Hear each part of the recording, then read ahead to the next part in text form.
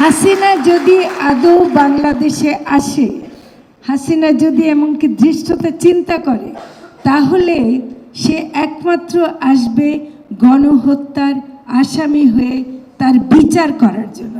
শহীদের রক্তের উপর, আহতদের আহাজারের উপর, যে কষ্টের উপর দিয়ে আমরা সরকারের দায়িত্ব নিয়েছি, আমাদের দায়বদ্ধতা অনেক অনেক বেশি। দেশের কারণে এই অন্যায় সহ্য করতে না পেরে তারা কিন্তু রাস্তায় নেমেছিল এবং আজকে এই অবস্থা তাদের হয়েছে।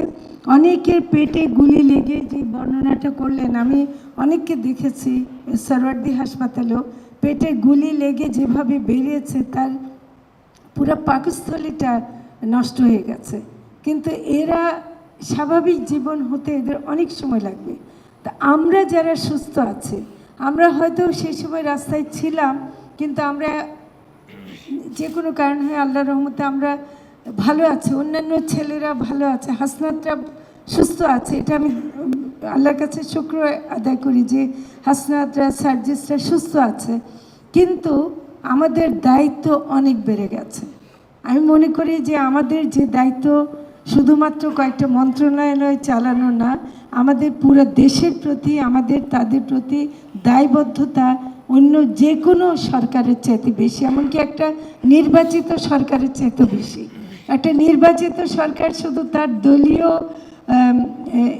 এজেন্ডা মাফিক কাজ করবে এবং তার জুরিসডিকশন অনুযায়ী কাজ করবে, কিন্তু আমরা শহীদের রক্তের উপর, আহতদের আহাজারের উপর, যে কষ্টের উপর দিয়ে আমরা সরকারের দায়িত্ব নিয়েছি, আমাদের দায়বদ্ধতা অনেক অনেক বেশি। যতটুকু সময় আমরা থাকি না কেন, আমরা এই দায়বদ্ধতা আপনাদের প্রতি স্বীকার করছি এবং আমি মনে করি যে আমরা যদি কিছু করতে না পারি, তাহলে আপনাদের কাছে আমরা অবশ্যই, আপনারা আমাদেরকে সেই শাস্তি দেবেন, আমরা নিশ্চয়ই মাথা পেতে নেব।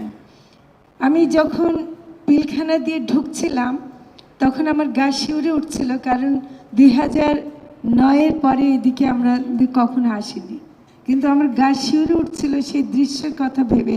যতটুকু আমরা তখন টেলিভিশনে দেখেছিলাম, যেটা হাসনাত বলল যে কাঁধের উপর সৈনিকরা যখন লাশ নিয়ে এবং কেঁদে কেঁদে, সৈনিকদেরকে এভাবে কাঁদতে আমি কখনো দেখিনি, তাদের পরিবারদের এত কষ্ট পেতে কখনো দেখিনি।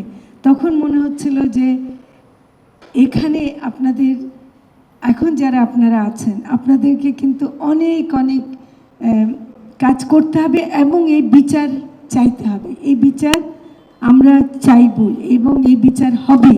এই সরকার এই বিচার অবশ্যই অবশ্যই করবে। আর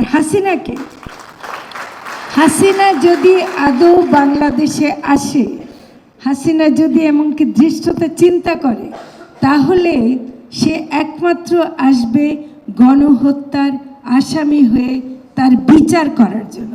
সে এমনি ভারত মনে করবে, আমাদেরকে প্রতিদিন ভয় দেখাবে যে সে ঢুকলো বলে এদিকে ঢুকবে, ওদিকে ঢুকবে বলে আমাদেরকে যে ভয় দেখায়, তার জানা উচিত তার এসে তাকে আগে আদালতের কাঠগড়ায় দাঁড়াতে হবে এবং সেই ছাড়া হাসিনার বাংলাদেশ আর কোথাও যায় না।